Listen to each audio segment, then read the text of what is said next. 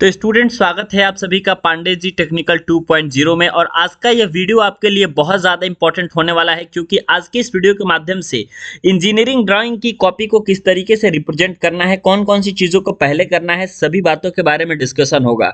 इस बात को डिस्कशन करने से पहले मैं सबसे पहले बता देना चाहता हूँ कि ये जो वीडियो है आपके टेक्निकल ड्राइंग और इंजीनियरिंग ड्राइंग दोनों स्टूडेंट के लिए बिल्कुल कॉमन रहने वाली है।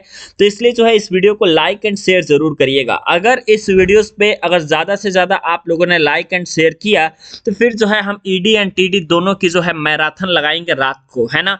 तो चलिए सबसे पहली बात कि हम देख लेते हैं कि इंजीनियरिंग ड्राइंग में ऐसे कौन कौन से पॉइंट होते हैं जिस पॉइंट को लेकर के स्टूडेंट चेक किया जाता है आपके कॉपी को। सबसे पहली बात तो इतना याद रखिएगा कि टाइटल बॉक्स वगैरह आपको खुद से बनाना पड़ता है पेपर में। और दूसरी बात यह है कि जो आपको पेपर मिलता है बच्चे, बिल्कुल ही आपको सिंपल सादा आपको कॉपी मिलेगी। इसमें जो है बहुत अच्छी क्वालिटी की कॉपी नहीं रहेगी, बहुत अच्छी क्वालिटी की सीट आपकी नहीं रहेगी। जैसे ड्राइंग सीट आपका बहुत बड़ा साइज का होता है, वैसे ही स्टूडेंट आप लोग को एक एक सीट सभी स्टूडेंट को मिलेगी, है ना। अब उस सीट पर आप ही लोगों को काम करना है बच्चे। तो इसलिए सबसे पहली बात तो ये है कि ड्राइंग जो है आपका साफ सुथरा बना होना चाहिए।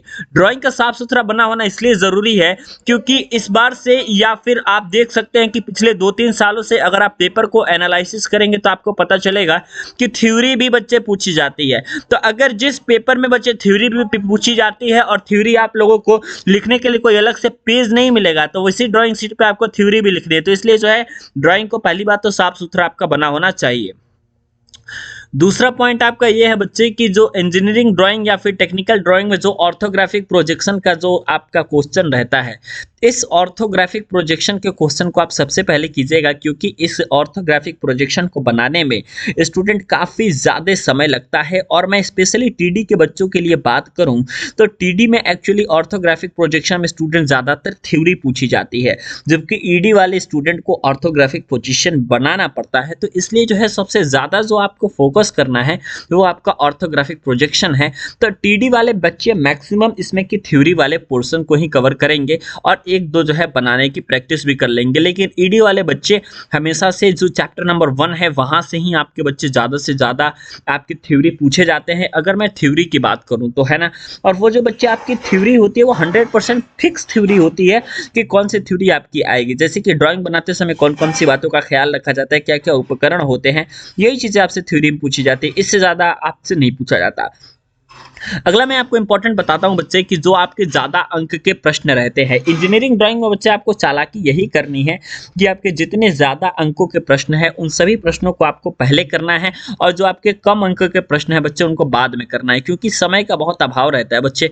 आपको भी पता होगा ड्राइंग बनाने में कितना ज्यादा समय लगता है ना।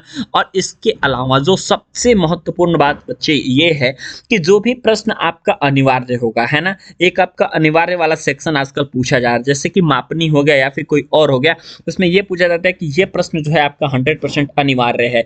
तो जितना अनिवार्य वाला अगर प्रश्न आपसे पूछा जा रहा है इस बार भी, तो आपको इस बात का ख्याल बच्चे ज्यादातर करना है कि अनिवार्य वाले प्रश्न को आपको छोड़ना नहीं है। भले आपको अगर अनिवार्य वाला प्रश्न आपको बनाने नहीं आ रहा है तो आपको एक काम करना है कि गलत ही बनाना है, कुछ भी इसमें स्टार्ट जरूर कर देना है। लेकिन अगर आप उस क्वेश्चन को छोड़ देते हैं जो कि आपका अनिवार्य वाला सेक्शन से पूछा जाता है तो 100% आपकी कॉपी जांच नहीं होगी।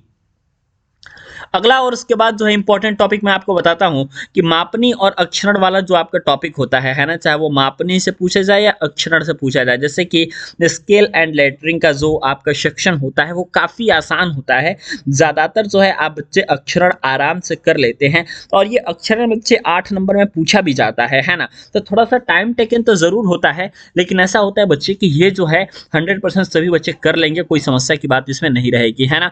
इसके साथ ही साथ जो आखिरी आपका है वो है आपका कि समय का ख्याल जरूर करें। अगर आप बच्चे समय का ख्याल करते हैं तो 100% जो है आपकी ड्राइंग अच्छी बनती है और विद इन टाइम आप सभी क्वेश्चन को अटेम्प्ट कर पाते हैं, ठीक है। लेकिन जैसे कि आपको पता है कि थोड़ा सा आपको ज़्यादा समय मिलता है, 2.5 घंटे का, ऐसे अगर नॉर्मल पेपर होता है तो 3 घंटे का पेपर जो होता है आपका ये इंजीनियरिंग ड्राइंग का होता है। तो इसलिए जो है ऑलरेडी थोड़ा सा समय आपको ज़्यादा मिलता है, लेकिन इस समय का ख्याल भी रखना है आपको, और इस तरीके से इंजीनियरिंग ड्राइंग की कॉपी को आपको अच्छे तरीके से रिप्रेजेंट करना है। अगर आपने रिप्रेजेंट कर लिया तो 100% आपको जो है अच्छे मार्क्स मिलेंगे।